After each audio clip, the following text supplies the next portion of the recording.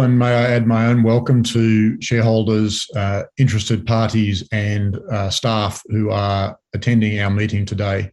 My theme for today is about building momentum towards our strategic goals while remaining agile to the different opportunities that data, biology and the operating environment present for us.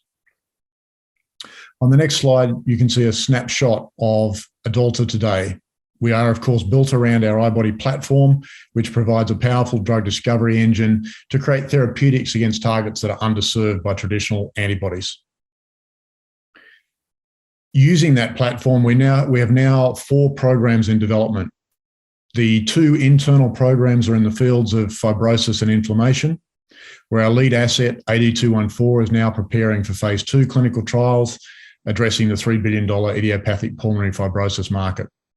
And we've just in the last 2 months added a second target in the same field into our discovery pipeline. We also have 2 external co-development collaborations in the field of immuno-oncology, which is one of the hottest fields of medicine and immunology today. Our first collaboration with GE Healthcare is in preclinical development, developing a PET imaging agent to help understand responsiveness to checkpoint inhibitor drugs. And our most recent collaboration is with Carina, an Australian biotechnology company, to develop iBody-enabled CAR-T therapeutics, about which I'll speak more later on. The PET imaging market is worth more than $6 billion.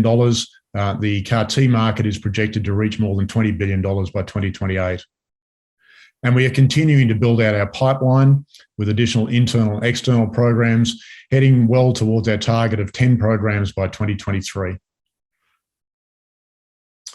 Our purpose remains to use our platform technology and our development capabilities to create multiple novel therapeutics for debilitating diseases. As we grow our pipeline, we're finding that the capabilities we are developing create more and more strategic opportunities for us, all built around our core iBody platform.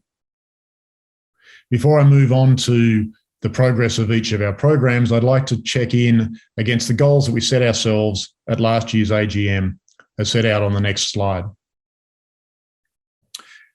Firstly, AD214, the prime objective was to complete our phase 1 single and multi-dose safety studies, which we announced the results of in July this year, demonstrating that AD214 was well tolerated when administered intravenously, with clear evidence of long duration of target engagement. We'd also aimed to conduct safety studies in patients. We replaced this objective with safety studies in healthy volunteers through to multi-dose in order to generate the safety data necessary for phase 2 studies more rapidly. Our PET imaging program successfully completed the preclinical development of a radio-labeled version for AD214. And as Paul mentioned earlier, this has enabled us, or this program has demonstrated its value even earlier than we'd initially anticipated. We had set a goal of achieving first images in patients in 2020, or in the year just gone. We have deferred this based on the results of those preclinical studies until we have an improved formulation available. And that was on the basis that the current formulation and the preclinical results suggested that those images were not going to provide us with the insights that we needed to be a useful expenditure of shareholder funds.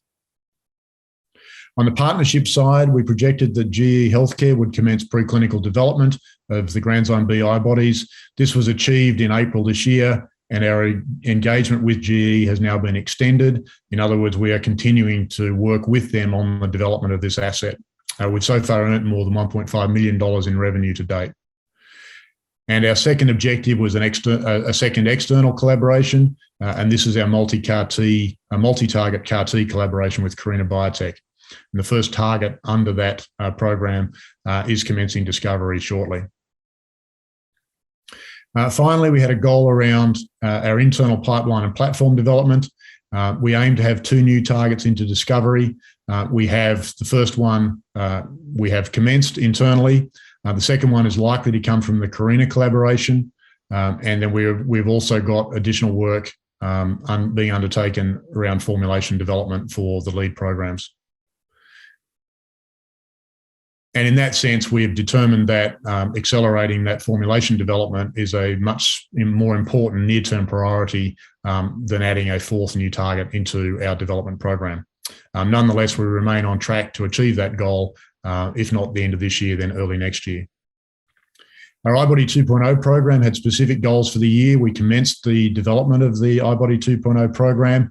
We've now extended the scope of that program to include bispecific formats, additional work on manufacturing of iBodies through the GE collaboration, and the formulation improvements that I mentioned earlier. In addition to the goals that we set ourselves, we achieved several other significant milestones. We achieved orphan drug designation for AD214 in February, giving us access to preferential tax and regulatory pathway advantages, at least for partners at later stages in development, that add to the commercial value of AD214.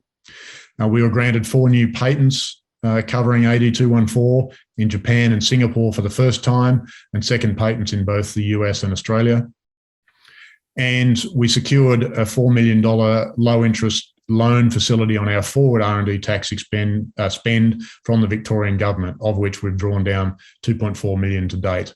We also extended our BTB grant to support the inhalation development, giving us access to an additional $700,000 of non-dilutive funding. So as Paul mentioned earlier, we've had a very busy and very successful year, as is usual in biotechnology. The biology didn't necessarily tell us what we'd initially expected, but our results has been data-driven, and our conclusions as a result of that are leading to a stronger and more customer-friendly or patient-friendly version of AD214 at least. So where are we going from here? So when I joined the company 2 years ago, on the next slide, our primary objective was to maximize the catalyst we could generate through AD214, which essentially was our only asset in the pipeline at the time. We've now progressed to expanding the program from 2 assets at the beginning of last year to this time this year. We now have 4 programs in development. We've doubled the number of programs in our pipeline. We've also expanded our team significantly to give us the capability to exploit these additional opportunities that are emerging, and we're continuing to drive platform improvement. And that is really putting us in a great position now operationally to accelerate our growth towards our goal of 10 programs by 2023. Looking at our progress pictorially on the next slide, you can see again how we're building our pipeline from the iBody platform through wholly owned assets, AD214, and our new target in discovery, and co-developed assets through GE and Carina. But more importantly, you can also see the additional capabilities we're developing around fibrosis and inflammation and immuno-oncology. And these capabilities in drug development start to open up additional opportunities for us. As we've spoken, we expect to add 1 more target early in 2022, which will come either from a second target at Carina or a third internal program. So what I found useful when talking to shareholders and investors more recently is less about what are we doing from a program point of view and what impact are we going to, and spending more time talking about the impact we're going to have on healthcare in the world around us. And the next slide summarizes the 4 main areas or the 4 main impacts that we are having today. The first impact stems from our iBody platform, which enables us to generate drugs against targets that have challenged traditional antibodies.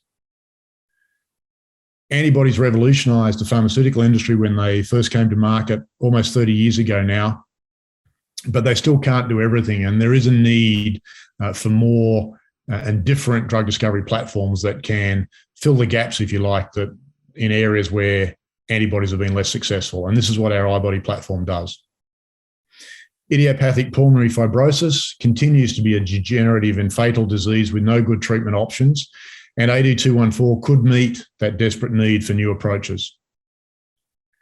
In the field of immuno-oncology, the immuno-oncology drugs, also known as checkpoint inhibitors, have been revolutionizing cancer treatment, but only for some people, since not everybody responds.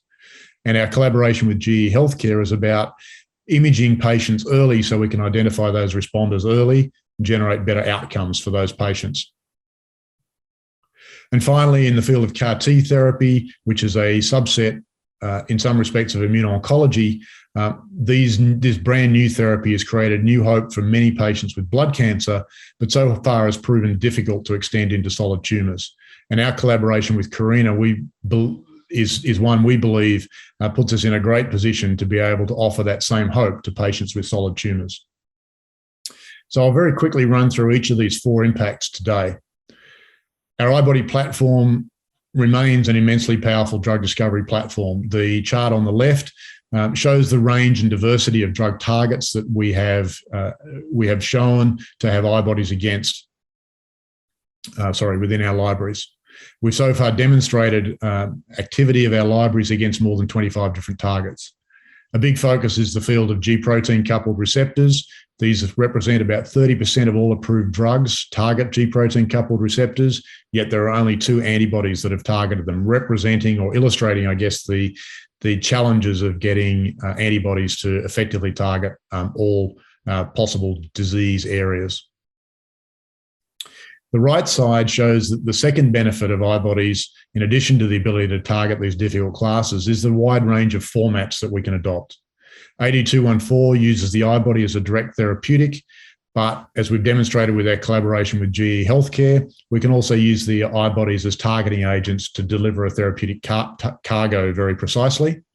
And our collaboration with Carina combines that targeting capability with bispecific capability, or the ability to target multiple different disease targets in our CAR T collaboration, where the iBodies direct the T cells, deliver the T cell cargo, if you like, more precisely to multiple different tumour antigens. If I turn to the progress on AD214 on the next slide, recapping, our key objective was to complete successfully a phase 1 clinical study during the year. We've done this. We've demonstrated that intravenous AD214 was well tolerated in single and multiple doses. We demonstrated that we had extended duration of target occupancy, which extended the potential for dosing intervals. And this data alone would have permitted us to move on to a phase 2 clinical program. We also secured a resupply of AD214 clinical material. Timelines for GMP production of biologics have extended significantly during COVID for a variety of reasons. And we realised this and so ordered our next batch as early as possible. This now defines the earliest possibility for our phase 2 clinical study, which is in the second half of 2023. And in parallel with these activities, we were developing and conducting preclinical imaging studies with our radio-labelled version of AD214. And this showed rapid liver distribution, reducing the bioavailability of the drug in the lungs and other areas of therapeutic interest, which meant that our cost of goods was potentially higher in phase 2 studies and was going to make our phase 2 studies potentially more difficult to get an effective readout. Notwithstanding the imaging studies, our preclinical animal data continues to support both the safety and the efficacy of the IV route of administration, which continues to provide the confidence we need to advance AD214 into advanced studies. So the extended time we have, or the extra time we have until phase 2 begins, has enabled us to commence development of a direct lung delivery inhalation form of AD214. This will be a superior format for IPF because it will provide direct delivery to the lungs, the site of action, improved bioavailability, reduced cost of goods, and a much more convenient format for patients who will no longer have to come into the clinic for every dose. We're continuing to work on the intravenous formulation. This provides access to other indications and de-risks IPF, and we're looking to improve that formulation to reduce the liver distribution. Our phase 2 programs in IPF are scheduled, or our next clinical studies in IPF are scheduled for commencement of the second half of 2023 with either or both of the improved formulations I've just mentioned. The next slide shows the progression of milestones that you'll continue to see between now and 2023. We recognise it's a long time until 2023. What's really important here is that we have some very clear milestones every quarter that will demonstrate our progress, continue to demonstrate the ability to deliver AD214 both intravenously and by inhalation, and will continue to add value to this asset as we move through quarter by quarter. And as you can see, our clinical program commences essentially rate limited by the availability of clinical material. I'd initially thought our partnering program would need to remain on hold until we'd hit several of these inhalation development formulation milestones. It turns out that's not the case, and we anticipate being able to really ramp up again our partnering activity, which is ongoing, but ramp up transaction planning activity as early as the first half of next year.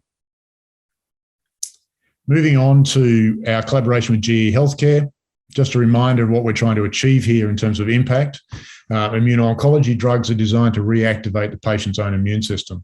This is going to be a $100 billion market, but only 20 to 40% of patients respond to these wonderful drugs. And so GE came to us and said, look, wouldn't it be great if we could identify who those responders are early? We could get them onto therapy, onto the right therapy, a therapy on which they're responding much faster. We reduce the chances or the amount of time and money spent on them on therapies that don't work. And it would actually be a powerful drug discovery and development tool as well. We can image granzyme B, which is produced by an activated immune system, but we need a way of targeting it. And so we're combining our i-bodies against granzyme B with GE's PET imaging agents to develop the ability to image increases in granzyme B, signifying an activated immune system in the vicinity of tumours after checkpoint inhibitors have been administered. The important thing to realise about these imaging agents is that development time is way shorter than for a traditional therapeutic. And I think if you look at, for example, the development timelines of Telix's imaging agents, for example, you can see that from preclinical development where we are now, it's not impossible that we could be completing clinical development in 2023, pivotal studies in 2024, and registration in 2025. And that could lead potentially to revenue even before registration into other clinical trials as early as 2024. And the largest products in this market could exceed $400 million. So this could be a significant revenue generator for AdAlta much sooner than royalty revenue from AD214. And finally, I'll turn to our CAR-T collaboration with Carina Biotech. So CAR-T cells, for those who are unfamiliar, go beyond reactivating or taking the brakes off a patient's own immune system. We're now re-engineering a patient's immune system to find cancer. Cancer is very good at hiding from your immune system. We can now remove your T cells, genetically modify them in the laboratory to add what's called a chimeric antigen receptor, but essentially that's a GPS tracker to go find antigens on the tumour to which the T cells can then latch on and kill. Once the engineering is done, we can expand those T cells in the lab, give them back to you, and you now have a living drug that is capable of finding and killing the cancer, not just once, but over and over again. This market is projected to reach $20 billion by 2028. It's already $1 billion market after the first products were approved in 2017. And the solution to the challenge of moving to solid tumours is expected to be overcome and represent more than 50% of this market by 2030. So why are i-bodies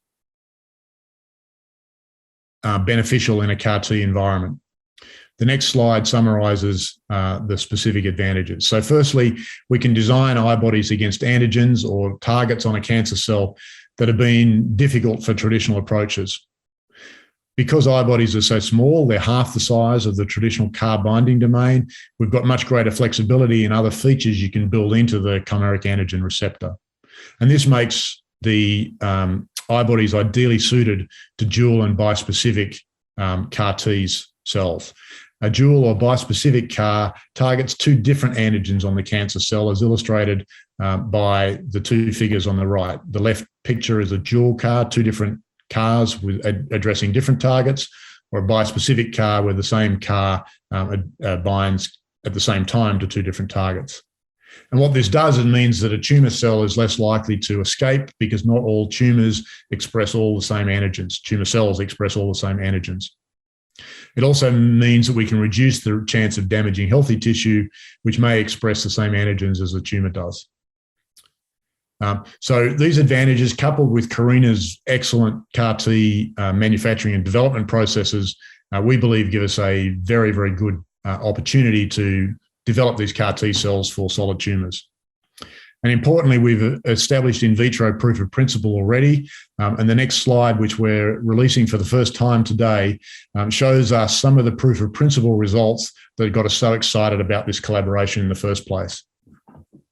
To walk through what you're looking at here, these slides show the results of iBody-enabled CAR T cells tested against 3 different cell lines. So the cell lines are LOVO, LIM1215, and U87. The left 2 cell lines are colorectal cancer cell lines. The right-hand one is a glioblastoma or brain cell cancer line. We made 3 different CAR T cells. They vary in the design of the CAR, but all of them were enabled by a single iBody against a target which we've not disclosed. And what the charts show is the amount of lysis or cell killing, different ratios of the CAR T cells to the target cancer cell line. And you can see, and the green bars here are unmodified T cells. And so you can see here that against the colorectal cancer cell lines in particular, these iBody-enabled CAR T cells were particularly effective cell killers. They were less effective against the glioblastoma. And again, this demonstrates that not only are the assays sufficiently sensitive to pick up different levels of activity, but also that we can use this type of assay to select specific indications where these CAR T cells may work. Importantly, also, the iBodies, when they were included in the CAR T cells, met all of Carina's normal manufacturing expectations, including an extremely high level of transduction at 97%, which is the efficiency with which the T cells are converted to or have iBody CARs inserted into them. And industry benchmarks in this space, by the way, are in the vicinity of 30 to 50%. So this is an exceptional outcome that Carina are able to achieve. The market for CAR T cells, as we've talked about previously, is shown on the next slide. These are the 5 products that are approved today. The first 2 from Novartis and Kite, the Kite in 2 different indications, you can see are already generating a combined more than $1 billion worth of revenue already. And significantly, these were involved in numerous transactions. Novartis licensed the first product, Carina, from University of Pennsylvania in 2012, but then Gilead acquired Kite for $12 billion in 2017, and BMS acquired Celgene for almost $9 billion in 2019. Give you an idea of the excitement of this field, and this was just for rare blood cancers, representing less than 10% of all cancers. So let's move back to the big picture now of where we're headed and where we've come from. The next slide shows our pipeline. The red shows where we were in 2020. The darker grey, black colour shows the advances we've made in the last year. The light grey shows where we are headed in the next, towards the end of the year in early 2022, adding and confirming a next indication for AD214 and a next target, either from Carina or from an internal program, and reminding that our aim by 2023 is to have more than 10 programs in development. What are our immediate goals for 2022? You can see those on the next slide. Our first-in-class antifibrotic AD214 is all about our inhaled formulation development and our intravenous formulation development with quarterly milestones, as I mentioned. Toxicology studies on the inhaled formulation should commence in the second half of the year, and we will continue our partnering discussions, ramping up again in Q1 next year. GE Healthcare, we're expecting preclinical proof of concept, which is accompanied by a milestone payment in mid-2022. With Carina, we're expecting the first experimental results on our first target in the middle of the year, and to commence iBody discovery on a second target. Our internal pipeline and platform development should generate initial functional data on our second target that we've just commenced discovery on in the second half. We've got new intellectual property targets for our iBody 2.0 platform, and we aim to have 7 programs in the pipeline by the end of 2022, compared with the 4 we have now. Moving on to the next slide, I'd like to take this opportunity to thank the entire team, and I'll particularly focus on our executive team right now and our development team, which has expanded during the year. We now have 10 staff in our laboratory, 9 of whom are PhD qualified, who are driving our discovery manufacturing and preclinical development efforts, all of whom have had industry experience or direct experience with the models we need for IPF in particular, in the case of the preclinical team. This team have been extremely adaptive to the data that's generated during the year, not just the inhalation data, the preclinical imaging data and the work that was necessary to pivot very quickly to bring forward our plans for inhalation, but they've also worked tirelessly through the machinations of supplier interruptions with COVID and various other challenges associated with external vendors to ensure that all of our programs have stayed substantially on track. And finally, just to summarise again where we are today and why we continue to think that AdAlta is an attractive investment proposition for existing shareholders, but also new investors. Our iBody platform is a powerful engine for drug discovery. Each asset represents value to our company. We're developing an in-house expertise in fibrosis and inflammation with a lead program advancing to phase 2. Our 2 external collaborations in the very exciting immuno-oncology space are progressing well, again, addressing very large markets. We've got a clear vision, which we're clearly executing on to continue to grow that pipeline. We have the expertise in our team in both the labs, our board and our advisors to deliver, and we're continuing to deliver positive news flow to demonstrate our progress towards those objectives.